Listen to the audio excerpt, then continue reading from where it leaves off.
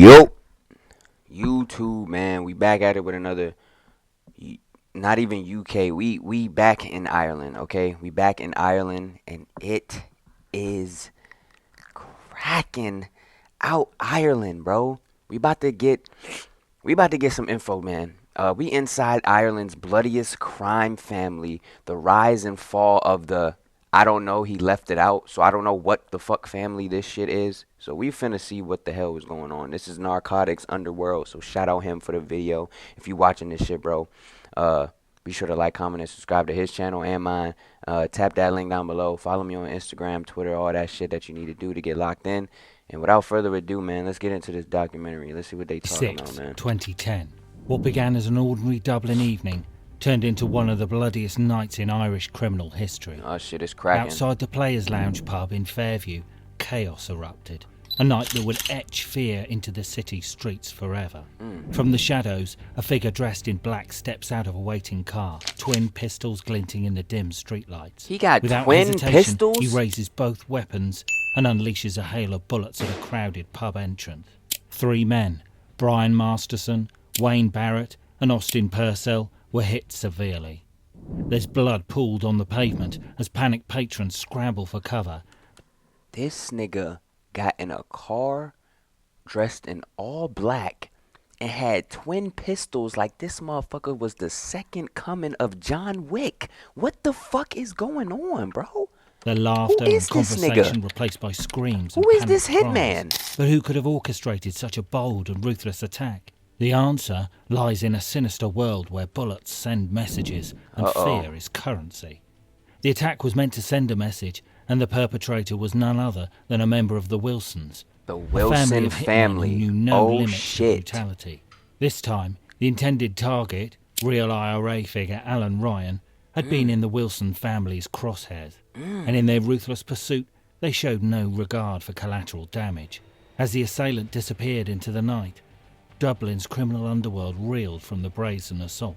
It wasn't just an act of violence, it was a declaration of war. This was the world of the Wilson family, a dynasty of crime that thrived on fear and chaos. From calculated assassination plots to reckless displays of brutality, their reign left a permanent scar on Ireland. I'm But telling how did y'all, this do y'all hear that? Do y'all hear what he's saying? Do you hear the terminology and the words that he's using? He said calculated, okay? I told y'all, we dealing with some mob shit. When you see Ireland, when you see family behind, when you see crime family, yeah, we're in some deep shit here, Chief. All right, shit is about to get really wicked. rise to such power, It's about to get and wicked. what led people. to their eventual downfall. To understand, we must unravel the tangled web of greed, betrayal, and ambition that defined their legacy. John, Keith, Alan, Eric, and Luke Wilson. These men didn't just terrorise the Irish underworld, but also threatened the state's pillars. Them the five Did bosses? they meet their What? justice for their heinous crimes, or remain outside the law's reach for long? Let's find out by jumping into the lives of these guns for hire, who made the brutal world of the Irish narcotic underworld a lot more violent. Drugs. Alan Wilson's story begins on the streets of Dublin, a city where crime wasn't just a livelihood, but a way of life for many. Born into a family already deeply entrenched in the criminal underworld, Alan's path seemed preordained. Nephew of notorious gangster Martin the General Cahill, Alan's connections ran deep, not just to some small-time offenders, but to some of Ireland's most infamous figures. Among them, the Kinahan cartel, Oh, a name Kinahan. synonymous with organised crime and violence, became both his patrons and partners. Ah, By so the they time boys. he reached his Okay. early 20s, Alan had already made a name for himself. Known for his charm and intelligence, he was as calculated a criminal, able to switch seamlessly Bro, between... if y'all think about it, Ireland is cracking with the families. You got, what's his name, Hutchinson, and you got Kinahan, and now you got the Wilsons that I'm hearing. Boy, who is they ops? One moment, What the he was a fuck? doting family man. The next, a cold-hearted hitman, capable of orchestrating attacks that left entire communities in fear. The attack at the Players Lounge in Fairview in 2010 marked a turning point in his criminal career. For Garda, the case pointers were a man dressed in black and a Volkswagen Golf. As for the victims, Wayne Barrett was the doorman, while Brian Masterson and Austin Purcell were patrons. Initially, the Garda had some trouble identifying the culprit, but the investigation eventually led them to Alan Wilson. But only after some 7 years. 7 CCTV years. captured the assailant holding weapons in both hands, but Wilson denied being the shooter, claiming he was merely a facilitator, someone who sourced weapons and vehicles. Why did he In 2017, admit during that? surveillance of a separate assassination plot, Alan boasted to an associate, "Remember the shooting at the Players' Lounge? I done that." These damning words, captured on tape, He the one that did that? Oh, these niggas ain't playing, boy. would later seal his fate. In another conversation, he said, "One of them, right in the forehead and 5 times in the body." Ooh. It's amazing how the cunts pulled through it, like. And Ooh, Alan's this nigga confidence- is on camera. FBI, open the fuck up, boy. They coming to get your Came ass. his Achilles heel. He revelled in the power he wielded and the fear his name invoked. This arrogance blinded him to the tightening net of authorities, which had began using advanced surveillance techniques to monitor the Kinahan cartel's activities. After this crystal clear proof of his crime, Alan had no other option but to take a plea deal. He pled guilty to conspiracy to eliminate in exchange for the prosecution dropping 3 attempted elimination charges. Wow. Wilson wrote a letter to the Director of Public Prosecutions admitting involvement in the planning and organisation of the Players' Lounge execution attempts. In the letter, Wilson said he had sourced the weapons and vehicles used and provided information about the getaway route and where to burn out the Volkswagen Golf used by the assailant. During the court proceedings, Wilson denied that he was the assailant or that he was in the Fiverr. Find the right freelance service right away. So that's how they're growing so fast. Volkswagen Golf. He said that he was acting on the instructions of dissident Republicans and accepted that his role as a planner made his involvement deeper and more sinister. He also pleaded guilty to an offence under the Firearms Act of possession of 2 weapons, Crazy. while pleading not guilty to the attempted assassinations of Brian Masterson, Wayne Barrett and Austin Purcell at the Players' Lounge. He was sentenced to 10 years. The Players' Lounge attack wasn't just another hit gone wrong. It was a chilling display of Alan's ambition, a desperate attempt to solidify his standing within the Kinahan cartel, regardless of the lives destroyed in the process. Behind bars, Alan would claim to have turned over a new leaf. He spoke of poetry and redemption, presenting himself as a man transformed by incarceration. Is he claimed capping? leniency in his prison conditions based on this change. But these claims fell apart when his violent tendencies resurfaced. He was unsafe in prison, as a gangland hitman would be, especially when he had participated in numerous gang feuds. His suspicions weren't wrong, and he was attacked in jail in 2019 after getting drugged. He survived the attack, but became paranoid after that. He even sued the prison authorities for this attack. His paranoia grew over time, leading him to lash out at a prison staff when he didn't recognise the wardens guarding him. It must be very hard to be a prison officer, wouldn't it? Crime reporter Nicola Tallant agrees. Here is what Tallant and award-winning journalist Eamon Dillon had to say on the subject. You know, I think it must be one of the hardest jobs in the world to be a prison officer and to be dealing with people who are just, first of all, you know, living in such unnatural circumstances. They're locked up, their movements are restricted. It must be so high octane. And I'm sure every day somebody lashes out. Look at the last Prison Officers Association General Conference there earlier this year. I mean, they talked about the number of assaults were up. I mean, part of that was things were a bit quieter, believe it or not, during lockdown, during COVID. And so there was a bit of a surge again as more drugs got back into the prison. Coming back to Alan Wilson, his assaults on prison staff, his paranoia about bounties on his head, and his involvement in conspiracies, even while incarcerated, showed that even in prison, your actions catch up with you. That being said, how were the other Wilsons compared to Alan? Alan Wilson may be the most infamous, but he's far from the only member of the criminal dynasty to leave a lasting stain on Ireland's underworld. The Wilsons' notoriety spans multiple generations, with each member contributing their unique brand of ruthlessness to the family legacy. Alan's cousins Eric, Keith and John Wilson, the notorious 3 Wilson brothers, formed the backbone of this dynasty. That nigga is Eric smirking, Lucky bro. Wilson earned his moniker from his Yo. uncanny ability to escape justice for years, even as he left a bloody trail of victims across Ireland and Europe. Wow. His crimes were bold and savage, the kind that sent shivers through the community. From a young age, Eric proved to be a relentless force, culminating in his conviction for eliminating British expat Dan Smith in a Spanish bar in 2010. What? Eric had moved to Spain in the 2000s to avoid Garda scrutiny and expand his illicit activities. But before his sentence in Spain, Eric had already been implicated in more than a dozen gangland killings, one of which included the attempted execution of Douglas Turner in 2007. Eric's connections to other eliminations, including the disappearance of David Lindsay and Alan Napper in Northern Ireland, had long been suspected but remains unproven. Do y'all hear what this man is telling y'all, bro? This nigga is telling me niggas is disappearing off the face of the planet. Do you know how plugged in you gotta be to make a nigga disappear off the planet and nobody find this nigga? Man, look. His use of false identities and international networks allowed him to avoid capture for years. Here are his other shocking crimes.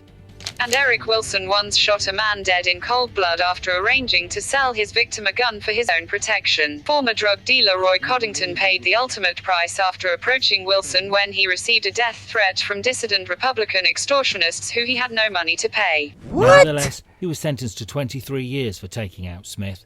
The two men had got into a row after Smith complained about Wilson's misbehaviour with a young woman at a bar. Now comes out the next Wilson gun for hire. Keith Wilson, Eric's brother, The smirker followed a nigga. similarly Look at this guy. destructive path. In 2010, he was hired to eliminate Daniel Gaynor, a former real IRA member suspected of carrying out rival gangs' orders. Keith ambushed Gaynor in broad daylight on Finglas Street as the latter walked with his girlfriend and two children. The scene was horrific. Keith hit Gaynor in the neck, who died instantly. Witness. I told y'all, bro. The mob, the crime families, you call it whatever you want to call it, bro. These niggas is different. Boy, they is riding out, planning assassinations while you with your kids and offing you in front of your wife and kids. Including children, were left traumatized by the brutal assassination. Oh, I bet they Keith's was. arrogance and lack of foresight led to his Look arrest. at this nigga. The investigators found DNA from a white cotton glove at the crime scene. Thanks to the amazing late Deputy Superintendent Com Fox, who masterminded a plan to obtain Wilson's DNA, a weapon, cap, used a and hoodie revolver. were also left at the scene by the hitman. What? Can you imagine the hitman? Why did he leave that at the It's like he scene? was challenging the authorities to arrest him. Nevertheless, DNA was recovered from the three. Who the hell do you think you are? You are not the Joker, my nigga. You can't just be like, I'm going to leave these clues and I'm going to call them. Like, this is not 1950. This is not the Zodiac Killer, where you could just walk past the cops and nobody know who you is, bruh. They got DNA samples. They got you can't just do shit like that. Man, Items. The next step was niggas to be attain slow Wilson's sometimes, DNA, bruh. which You was can't hard do because that. he'd refused to Am I provide tripping? any samples. But Wilson had come in for questioning. After an exercise break during the process, 3 Marlboro cigarettes were recovered. These proved to be his undoing. After the examination, all 3 samples from the cigs matched the DNA on the weapon, cap, glove, and hoodie. Now, before you judge the criminal, Woo-wee! just know what that collecting cops, boy, they be evidence on of it. DNA wasn't that common at the time. In fact, this was the first time a cigarette was used to collect DNA. Wow. Nevertheless, the man was sent to prison after the discovery of this incriminating evidence. This was around the same time Yeah, his look, brother if y'all look at his face, he like, yeah, they got me. Eric That's what he received looked like. his sentence. We're Americans. We're a veteran-owned portable sanitation rental company. We hire... Notably, Eric was also a Kinahan associate who took out Paddy Doyle on the cartel's behalf in 2008. Whoa. Doyle was accused by the Kinahans for the disappearance of up to €500,000 of cartel cash. God You're not gonna damn! believe this, but Wilson flew to Belfast the same summer to take out another narcotic trafficker, David Babyface Lindsay, and his associate, Alan Napper. This nigga is traveling the world. Do you listen to me? This nigga is traveling the world to off other drug narcotic leaders of their respected cartels. Do you hear what this nigga is? This nigga is traveling the world to take out other drug traffickers, bro. Making his fifth. Y'all not hearing me. Lindsay had a feud with Mickey, he is traveling. He is traveling the world, taking tickets, plane tickets, traveling the world, offing niggas. Who lured the pair to their death on the pretense of paying them the amount he owed. Wilson was also suspected of having eliminated addict turned hitman Christy Gilroy for Eamon Dunn in 2009 to avoid Gilroy turning state's evidence if arrested. Moreover, he was the chief suspect in the disappearance and apparent execution of Alan Campbell in the south of Spain. Intelligence indicated Wilson would bury his victims in lime-lined pits so that they would decompose more quickly. He also consumed This nigga is so crazy.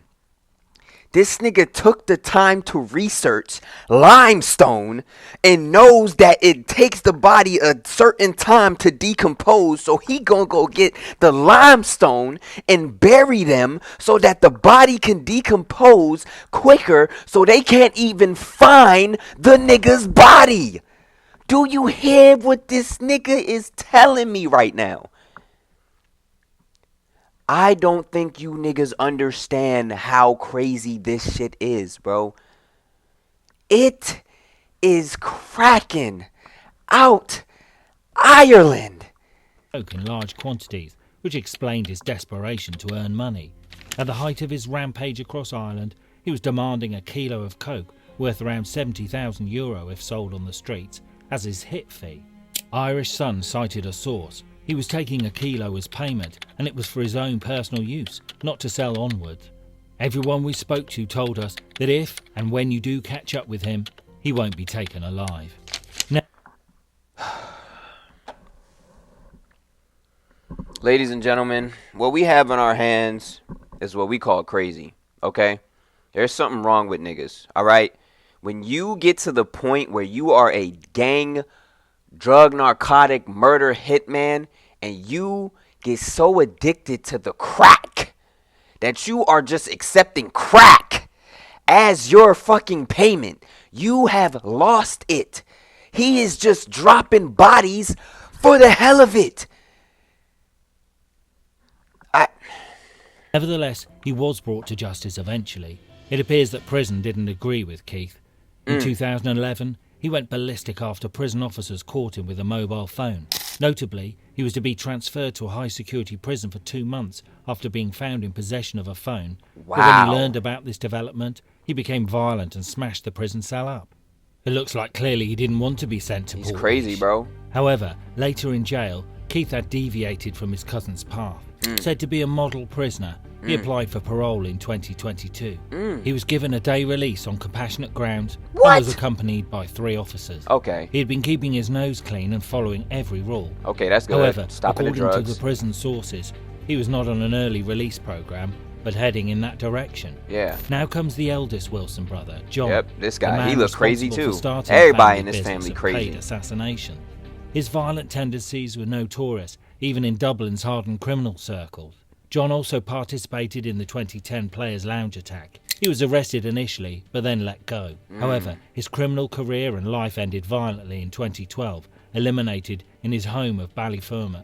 John had been estranged from a powerful crime boss who decided he was no longer an asset, leaving John vulnerable. On the day of his elimination, he was attacked in front of his 7-year-old daughter. No! A grim reminder of the blood-soaked lives Oh Wilson's my led. God. The youngest generation was no less determined to carry the family torch. Not in front of the Luke 7-year-old, Wilson, man. Alan's nephew, idolised his uncles and sought to emulate their violent legacies. In 2013, his own best friend, Patrick McCann, attempted to eliminate him, shooting him 3 times during a confrontation in a park. What? Luke survived, but lost an eye and suffered permanent physical impairments. Ooh. Undeterred, he became a foot soldier for the Kinahan cartel, eager to prove Went to himself. the Kinahans. In 2017, Luke was arrested with a loaded weapon and a silencer as he plotted to eliminate Gary Hanley, a Hutch gang associate. During the investigation, surveillance tape captured Luke snorting coke and casually discussing collateral damage. What is wrong with everybody in this family snorting coke? What is wrong with y'all? Stop! Stop! Stop snorting the coke. Please stop, bro. Stop. Everybody is sniffing that shit. What is... Bro, stop. Baby or no baby, I don't give a fuck, he said, dismissing the risk to innocent lives. This was the same elimination plot surveillance that led to Alan's incarceration. While each family member contributed to the Wilson legacy in their own violent way, Alan was the linchpin that held their stories together. His connections to the Kinahan cartel provided a support system for his cousins, nephews and brothers to act with impunity. Together, they were not just a family, but an organised syndicate of hitmen for hire. Their brutal efficiency made them valuable assets for criminal enterprises, but it also drew the intense focus of authorities. The Wilson family's reign extended beyond physical violence. They used intimidation to control those around them, ensuring loyalty through fear. Even from behind bars, Alan and his relatives wielded influence. Threats against prison staff, orchestrated attacks, and strategic lawsuits kept their names in the headlines and their enemies on edge. But this dynasty was far from united. Like many criminal families, the Wilsons were plagued by internal rivalries, betrayals, and paranoia. Alan himself was not immune to these fractures. After his arrest in 2017, graffiti began appearing in Mountjoy prison, signalling that Alan's former allies in the Kinahan cartel had turned against him. Bounties of €100,000 for his execution and €20,000 for cutting him. Boy, we heard about them Kinahans, boy. They do that often. If y'all remember the story, they do that often, bro. They was friends with Hutchinson, and then something happened where somebody thought they was snitching. Them niggas take matters into their own hands and start offing niggas, boy. Nigga got 100 pounds on his head. 20 pounds on his head. Marked him as a target. These betrayals exposed cracks in the once unshakable foundations of the Wilson Empire. These Wilsons weren't just criminals. They were a dynasty of destruction, spanning generations and stretching across borders. Their notoriety was built on a shared commitment to violence and a disregard for the lives they destroyed. But as their empire grew, so did the forces determined to dismantle it. During Alan Wilson's appearance before the criminal court, he claimed he had been recruited by dissident Republicans in the conspiracy to eliminate Plot. It turned out that Alan and his cousin John were recruited by cigarette smuggler and veteran Republican Sean Hunt. Hunt had made millions from smuggling cigarettes into Ireland and was engaged in a bitter feud with the real IRA. The IRA gang ordered the elimination of Colm Colley Owens, who was friendly with some members of the Ballyfermot mob. That included the Wilson brothers and major criminal Mark Guinea Pig Desmond, among other serious criminals. Did we hear about him? The suspect for attacking Owens was Daniel Gaynor, a notorious hitman. Infuriated by the execution of Owens, the Ballyfermot mob decided Gaynor had to be targeted. And on August the 14th, 2010, the hitman was hit in the neck. However, Keith Wilson, the assailant, landed in trouble for this attack due to his inexperience, leaving crucial evidence at the scene. Hunt was taken out in 2012 himself after accusing Ryan of keeping the proceeds from extortion rackets. If you weren't convinced before, these events must be enough to know how crazy the world of crime is. Man, look, I'm gonna make a part 2. We already had 23 minutes in, and it's still it's a good half of the video left. So we're gonna go to part 2. This family is crazy. I'm gonna just say this before we go over there and y'all meet me over there. This family is crazy. They cracked out. They blicking everybody. Just